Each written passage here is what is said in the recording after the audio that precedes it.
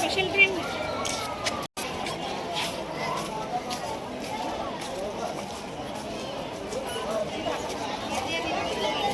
ಅವೈಲಿ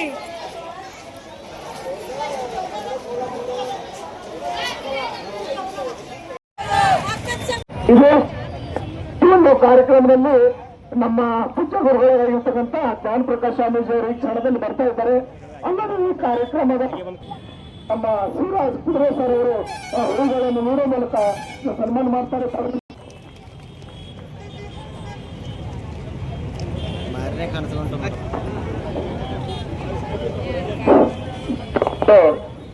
ಅವರಿಗೂ ಮತ್ತು ಆದರಣೀಯ ಬಂದ್ ಮಾಡ್ರಿ ಸರ್, ಅದು ಬಂದ್ ಮಾಡ್ರಿ. ಹಂಗೆ ಹಚ್ಚಿ ಹೇಳ್ರಿ ನಿಮ್ಮ ಆವಾಜ್. ನಮ್ಮೆಲ್ಲರೂ ಕೂಡ ಒಣಗೂಡಿಸಿದ ಡಾಕ್ಟರ್ ಬಾಬಾ ಸಾಹೇಬ್ ಅಂಬೇಡ್ಕರ್ ಅವರ ಅನುಯಾಯಿಗಳನ್ನು ಒಂದುಗೂಡಿಸತಕ್ಕಂಥ ಪೂಜ್ಯ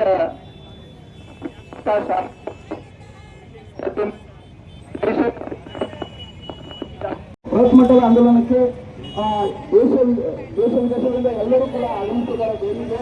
ಹೀಗಾಗಿ ನಮ್ಮ ಕರ್ನಾಟಕದ ಎಲ್ಲ ಮೂಲೆ ಮೂಲೆಗಳಿಂದ, ಎಲ್ಲ ಜಿಲ್ಲೆಗಳಿಂದ, ಚಾಮರಾಜನಗರ, ಮೈಸೂರು ಹಾಗೂ ಮಂಡ್ಯ, ಎಲ್ಲ ಕಡೆ ಬೆಂಗಳೂರು, ಎಲ್ಲ ಕಡೆಯಿಂದ ಬೀದರಿಂದನೇ ವಿಶೇಷ ರೈಲ್ವೆಯನ್ನು ಕಲ್ಪಿಸಲಾಗಿದೆ.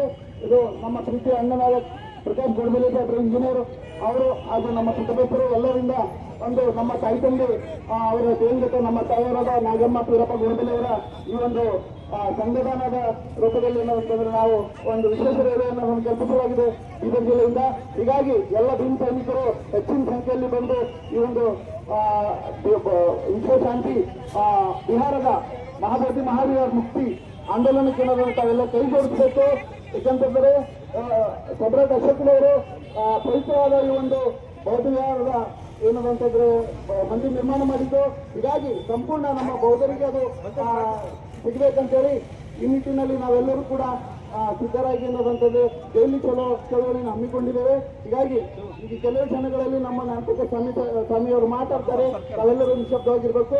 ಅದೇ ರೀತಿಯಾಗಿ ಆಮೇಲೆ ಇಲ್ಲಿಂದ ರೈಲ್ವೆ ನಿಲ್ದಾಣಕ್ಕೆ ನಾವೆಲ್ಲರೂ ಕೂಡ ಕಾಲ್ನಡಿಗೆ ಮುಖಾಂತರ ಪಂಚಶೀಲ ಧ್ವಜ ಮತ್ತು ನಮ್ಮ ಜೈವಿನ್ ಜೆಂಡರ್ಗಳನ್ನು ತಗೊಂಡು ಜಯಘೋಷ ಹಾಕೊಂಡು ಹೋಗ್ಬೇಕು. ಬಂಧುಗಳೇ, ಇವೆಲ್ಲರೂ ಶಾಂತಿಯುತಿಯಿಂದ ಕರ್ಕೊಂಡ್ಬೇಕು.